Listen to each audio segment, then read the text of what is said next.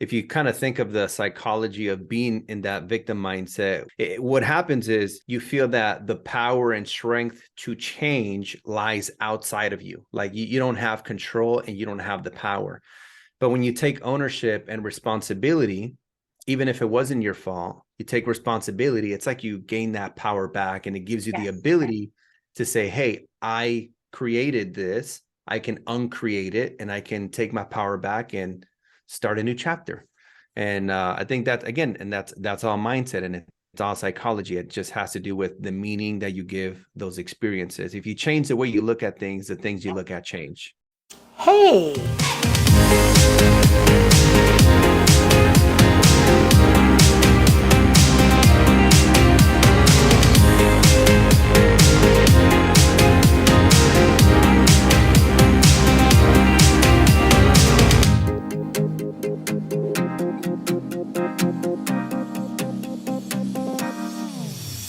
Hey everybody, welcome to the most wonderful real estate podcast ever. I'm super excited to have you with me today. As you can see, I have a guest, so that must mean that it's Thursday. And on Thursdays, I have my wicked smart men or my badass boss babes, depending on who I'm interviewing. So today I have Jorge. He is my wicked smart man. So Dwanderful, I'm Dwan Ben Schweifert. I'm America's most sought after real estate investor. I've been investing for over 30 years, done thousands of deals, just thousands and just so much of everything. And our motto at Dwanderful is people before profits. So if that's something that resonates with you and it feels good, then I want you to listen. I want you to stay tuned. I want you to like, subscribe, follow, all of the stuff. But I want to welcome my guest today. I have Jorge Contreras. That was perfect. Did I say it right? That was good. That was good. Thank you, Dwan. I appreciate you having me on here. It's truly an honor. Thank you, Jorge. I'm always excited. I love to meet people. And I'm the guy that books my podcast, always books just really great, interesting people. And we just like to find out, like, what you're about, what you do, how my community can, get in touch with you. But we start off, we have a toast. So I'm having my big water bottle today, and so are you. So cheers, and thank you for being on my show today. Let's go. And everybody take a deep breath. Shake out like whatever you got going on so you can focus and you can tune in, you can have some fun with us. All right, so basically, I'm just going to throw you right into the deep end. So what I want you to do first is tell us your name, in a very short sentence or two, what you do, how we get a hold of you. And then we're going to ask a bunch of questions to find out how you got to where you are today. So we want to know, Jorge, what's your deal? Awesome. So again, my name is Jorge Contreras. I am a real estate investor specializing in short-term rentals. And the best way to get in contact with me is through Instagram at the Jorge Contreras. So that's THE Jorge Contreras. Easy enough. Okay, short-term rentals, Jorge Contreras. And I really hate when I can't say names right, because all the different accents and stuff, but I really do try, because I'm Dwan. So I hear Dwayne, Dwan, Don, Dwan. It's like it's 4 letters. Dwan. Dwan is the biggest one, like Dwan. It's like, where'd that syllable come from? Ooh, it's like that's actually kind of cool. You're the one, like the one, but right? Dwan. Yeah. Dwan. And I hear that one a lot. And it's like, okay, Dwan. So I took Dwan and wonderful and made a new word, Dwanderful. There you go. I like it. So that makes it fun. All right. So talk to me about short-term rentals. Like, are you talking Airbnbs? Are you talking, what are we talking? Absolutely. So we do Airbnbs, and I always tell people that the goal should be to own as much real estate as possible, because everyone knows that that's where you create long-term wealth. Yep. That said, I do specialize on a strategy called Airbnb arbitrage as well. And I've always loved, like, it was a challenge for me growing up because entrepreneurship wasn't an option in school. And so I feel like a lot of people felt like the only way to make money was to go to school, get a job, all that stuff. So I love helping beginners who are going from no deals to getting their first deal, because once you do your first deal, it becomes real. Even Yes. if you make a little bit of money, even if you break even, you're like, oh my God, I just did my first deal. It's real.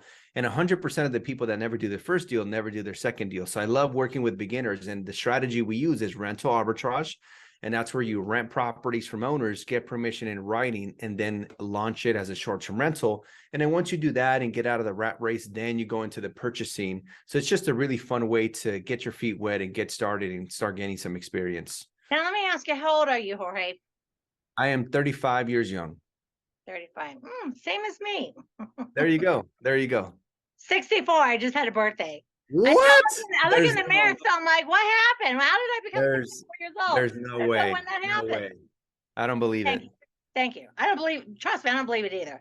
So I like two of the things that you said a lot. One is you like to work with beginners. I also like to work with beginners because I just like you, I just know if they can do that first deal, they can do a second, a third, and a fourth, and a fifth, and they can do it, but it's that first deal, like that get cracking into the first deal. Because once they do it, then they're like, oh, I did that deal and it wasn't so bad and I made money and like I can do it again. And that's the first step to wealth. So I love that. So I like to, I mean, I work with all levels of investors, but I really like beginners because they kind of need the help, don't you think?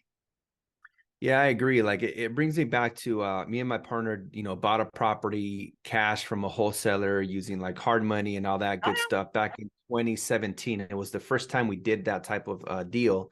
And I remember telling my partner, because me and him were so nervous, we're like, wow, we've never done this. And so I said, hey, I said, his name's Jaime. I said, Jaime, I don't care if we make money. I said, I care about who we become in the process, because I know that who we become in the process will make us millions of dollars, over the next few years, over our lifetime. And sure enough, we didn't make any money. We ended up breaking even on the deal, but we learned so much, much. and it gave us the confidence to go and do it again. And now we have made millions of dollars. And I think too many people, especially when they're getting started, they're so focused on perfection or on making a ton of money where they want to get rich off the first one. And if it doesn't pencil in that well, then they don't take action and they miss out on the No. experience. They miss out on the learning, on the wisdom. And you've been doing real estate for 30 years, right? And again, it's who you become in the process. The money's great, but who you become in the process is more important, because it gives you the confidence to go and rinse and repeat.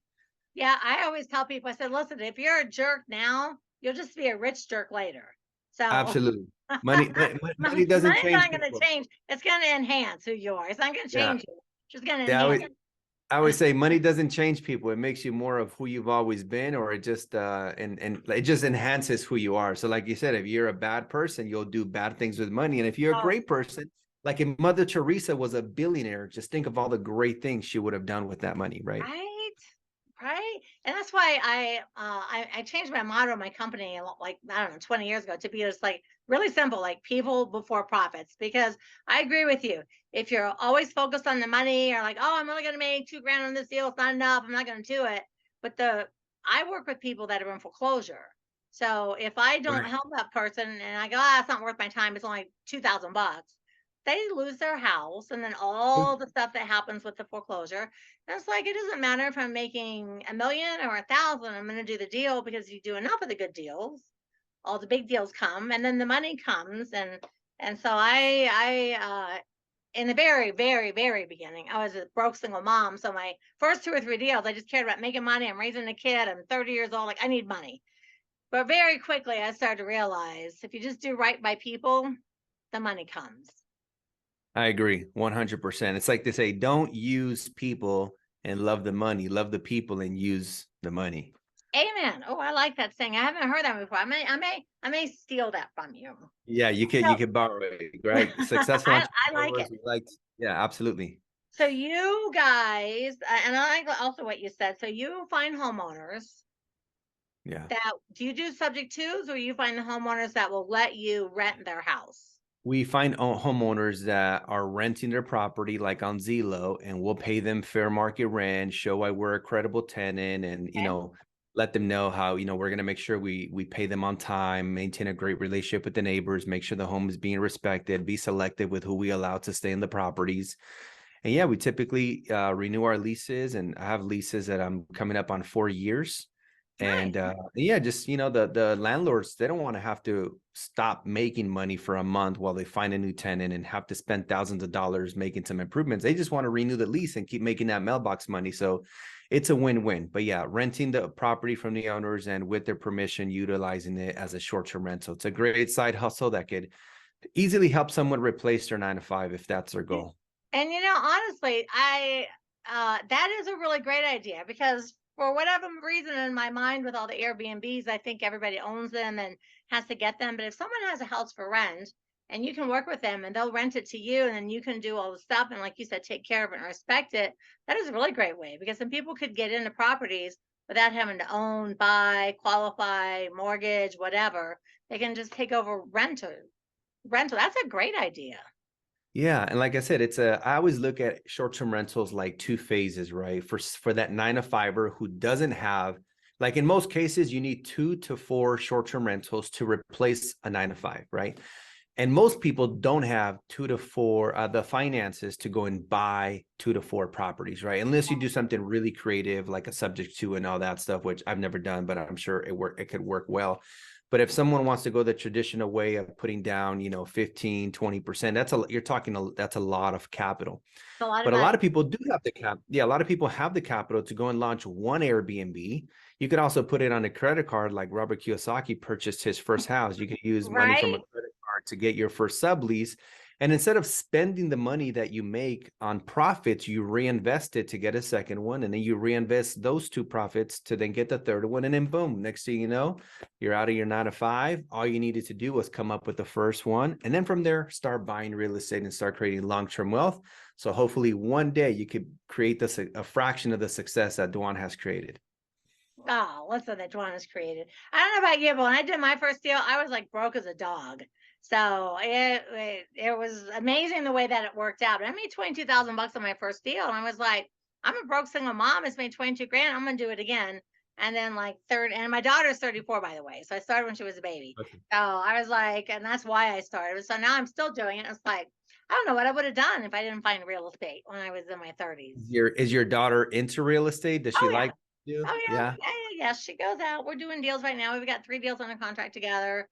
She buys Wow. rentals, and I That's got all amazing. 3 of my kids into buying rentals. But we buy them actually in Iowa. Even though we live in Colorado, we buy them in Iowa because my husband's from there. And for $50,000, you can get like a really nice 2-story, like 3-bedroom, 1 bath, like a nice house, and they rent for like 1,100 Cool. bucks. That's like Wow. you That's can't that's you can't great. pass up That's you can't pass up that money. yeah, that's unheard of. So that I And love that's that how your kids have followed your footsteps. That's And amazing. my little grandbabies too. I have when they turn 5, I buy them a candy machine.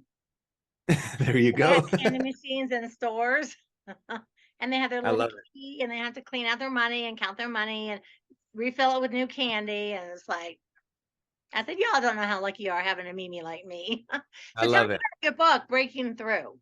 Definitely. So I wanted to write a book strictly on mindset because, you and I know that it's not always the strategies or the techniques, although all that is important. Like you could be the smartest person in the world, have read all the books on real estate, but if you don't have the mindset, you won't take action. Like you'll be paralyzed. And so I believe that mindset is like 90% of what it takes to become the greatest version of yourself and to become successful. And so I wrote a book, and in the book, I talk about the four ancestral karmas, and these are ancestral karmas are essentially like limiting beliefs that keep people from becoming the greatest version of themselves, right? So like the first ancestral karma is you are a victim to your circumstance. And this basically means how a lot of people will experience certain challenges in their lifetime. And because of the meaning, not because of what happened, because of the meaning that they gave those experiences, maybe they don't believe in themselves. They don't think they're worthy. They feel like they will never amount to anything, whatever it Mhm. is. And it just keeps them, right? The second ancestral karma is hard work equals success. And I believe hard work gets you to a certain level, but what got you here won't get you there, right? If you think of somebody who works at McDonald's, maybe a single mom, single dad, they might be working 16 hours a day, but it doesn't mean they're working as hard as you can, but it doesn't mean that they're successful, right? That's such a So good at a point. certain level, it's Yeah, at a certain level, it's about doing, like, you and I focus probably on the 5% of activities that will generate 95% of the results. And we'll focus on those high income producing activities. And essentially, in some ways, we're working less and making more. The third ancestral karma is you need school to be successful. And I remember one day I met somebody, I think I was at a bank opening up a bank account. There's this old lady next to me, and I'm listening to a audiobook. And then we start talking, and she's like, "Oh my God, you're so successful." She said, did you have to go to school to become successful?" I said, "I didn't have to go to school, but I did have to get educated." Right. And so I feel like those are And two that's the different difference. things. I love it. Yeah. I love it. I love it. Your mindset. Oh, I love mindset. Okay, 4.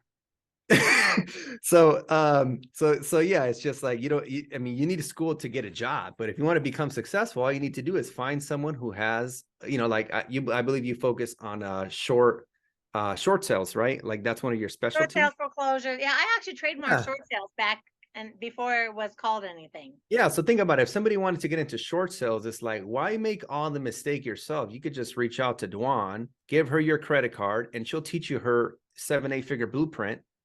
Exactly. That's the key to success. That is the The key. last ancestral karma is money doesn't grow on trees. And I learned that people who say that, it's only because it hasn't been possible for them that they believe it's not true. But I believe it's true. I remember in 2014, I did my first new construction project. It was a small little project for $30,000. I started renting a unit for $1,000 a month. In 2.5 years, I recuperated my 30,000, and I was still making $1,000 a month. So I learned that money does grow on trees if you learn how to plant money seeds. My family is from the South. My whole life.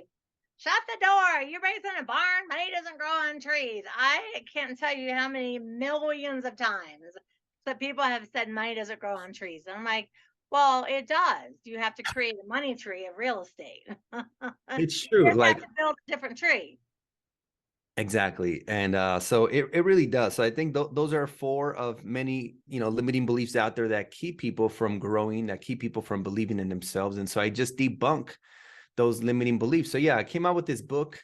I wrote it during the pandemic, and it came out in March of 2021. I And hear yeah, you. it became, I hear yeah, you.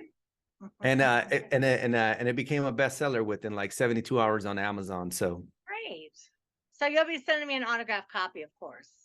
100%. I have to tell you one thing. I could not agree with you more about mindset. I mean, I honestly 90% of everyone's success or failure is their mindset. Because if whatever your mind can conceive, and believe, like you've heard it can do it. So if you really think like, oh, I have to get a college degree to be able to do this, if you believe that, then that's going to be true for you. And like me, I was like fired from Denny's, like literally fired from Denny's. And in my 20s, I partied. It was the 80s. I did nothing but party and drink and snort cocaine and partied my ass off. And I'm 30, I got a baby. And I was like, okay. So everyone in my family is like, get a job, get a job, get a job, go to school, da da da. And I was like, I don't know. I think I'm going to try and do my own thing. Like, I can do it. Why not? I can do my own thing. So I was one of the first people. Well, probably actually on my side of the family, I'm the only person that ever became a millionaire. Mm. And my husband, his side of the family, he's the only person too, because my family was work at a factory, get married, have kids, work for the man, retire when you're 60. And I heard that my whole entire life. I was like, it doesn't really sound like something I think I want to do. But what you're told by your parents, your friends, your grandparents, your ancestors, you're right. Those are like ancestral. What do you call them? Ancestral. Ancestral karmas. That's such a Yeah, great. they're good. I call those things like generational curses, but Yep. Yeah. I really love that because honest to God, I mean, like you, we meet thousands of people. I've met so many people over the last 35 years as a real estate investor. And it is really sad how some people are so set into the mindset. Like, I can't do Yep. this because that's like, but that's the reason that you should do it. Right. And, Yeah. and 100%. and family a lot of times are not supportive, so people don't want to like get a business. And like you said, education. I told my kids, I'm like, listen, y'all don't need to go to college. You know how to buy rentals, you know how to rehab, you know, if you want to go, you should go.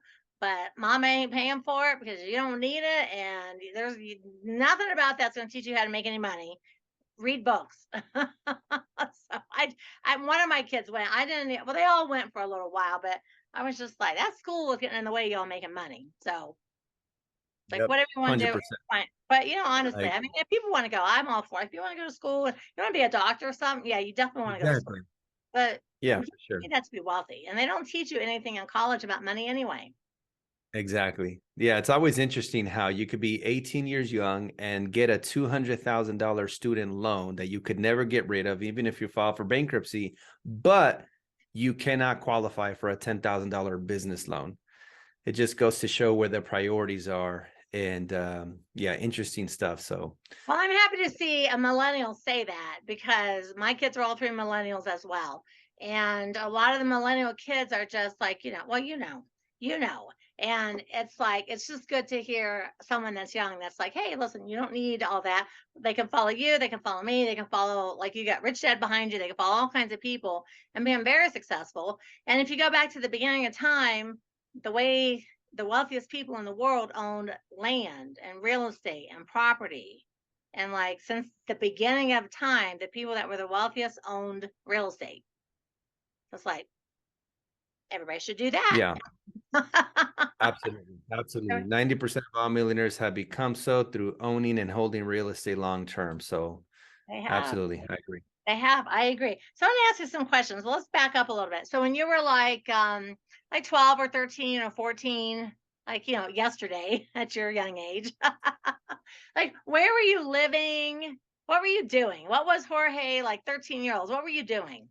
Man, at 13 years old, that's an interesting number you picked. My dad had just passed away when I was 12. My mom had just abandoned me, and I had just started my second year of doing seventh grade all over again. So was definitely Oh, going through a very interesting experience in my life.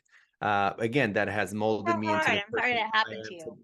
Oh yeah, I believe that life is rigged in my favor and everything happens for me and not to me. And I changed the meaning of all the experiences. And I believe that's part of the mindset of what has helped me get to where I'm at.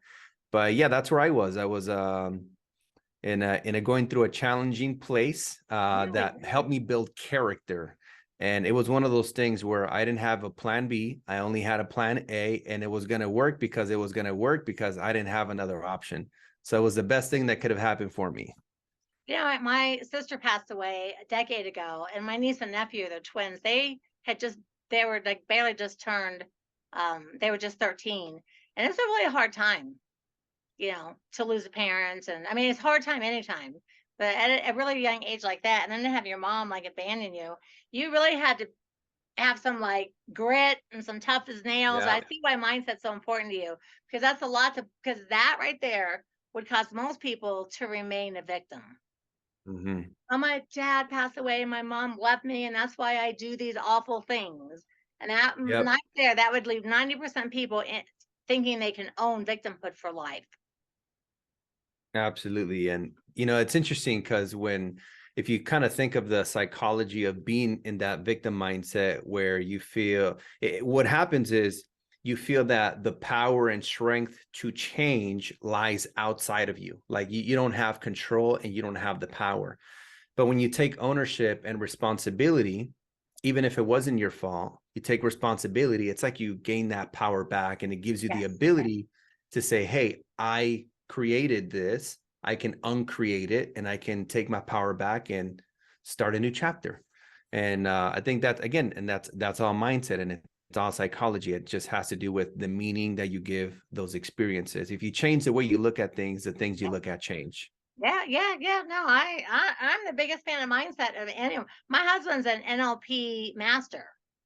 Yeah. So I'm like, we're all about mindset. So I don't want to get like super. Well, I guess we already are a little bit personal, but like during those years, like there, did you live like at a group home? Did you stay with family? Yeah, How it's did a good how question. did you So I manage that? I started living with my friend, my mom's friend. Her name is Estela. And Estela said, Jorge, as long as you keep going to school, I will feed you, clothe you, and put a roof over your head. She did that for 3 years. Very grateful for that. And when I was 16, she said, hey, I've looked after you for the last 3 years. Now it's time for you to look after yourself. So at 16, I got my first job. I was making minimum wage and like a penny for every picture I took as a photographer at Soak City Water Park here at Knott's Berry Farm in You were Buena Park, taking California. pictures at 16? That was your Yeah, first job? that was my first job. I was a photographer at the water park, minimum A wage. I fun think it was job. You're at the water park all day. yeah, it was cool. I got a good tan and I learned about commission. I learned about sales. That was the beginning of everything.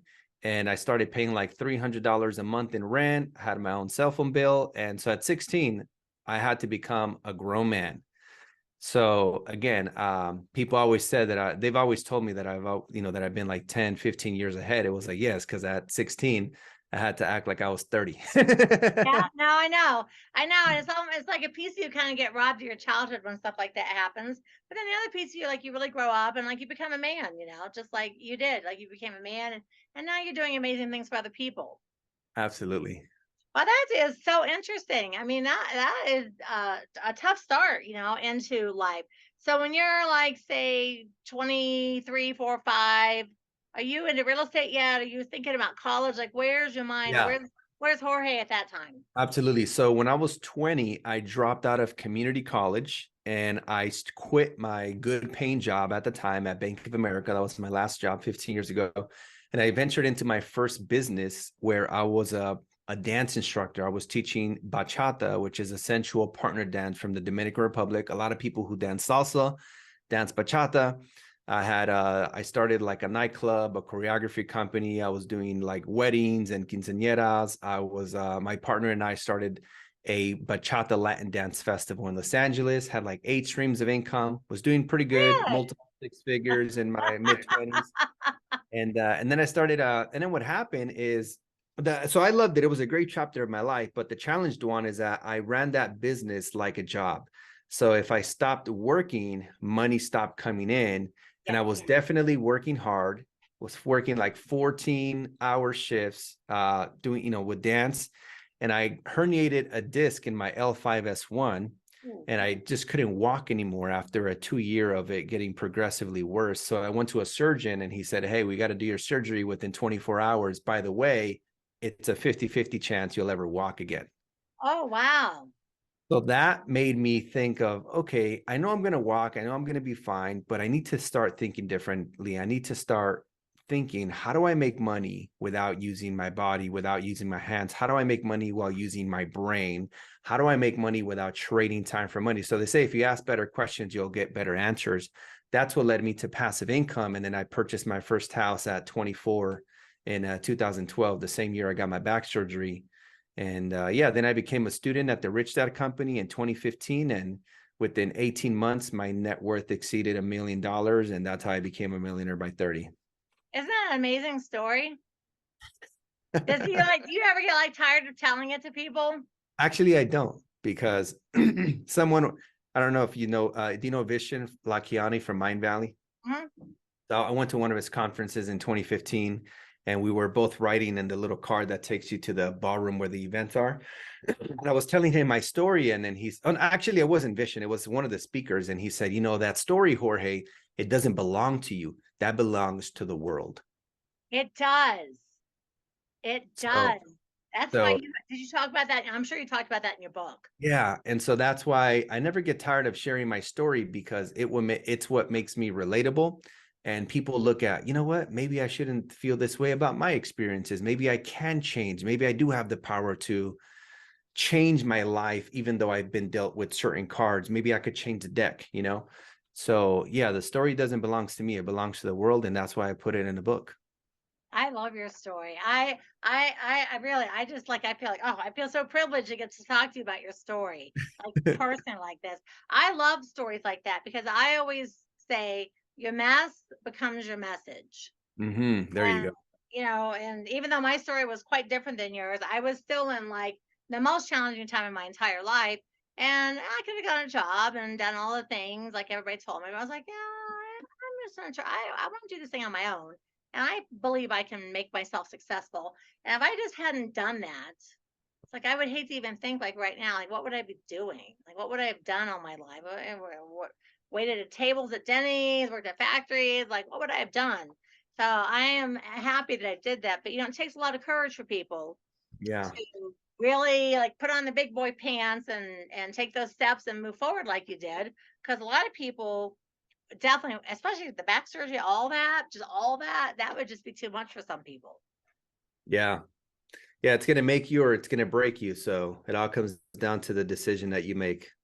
And do you know how many young adults could hear your story about your mom and your dad and everything, like not knowing if you're going to walk, like that could impact, I'm sure it does, but it will impact for generations and generations to come, because that's really an amazing beginning.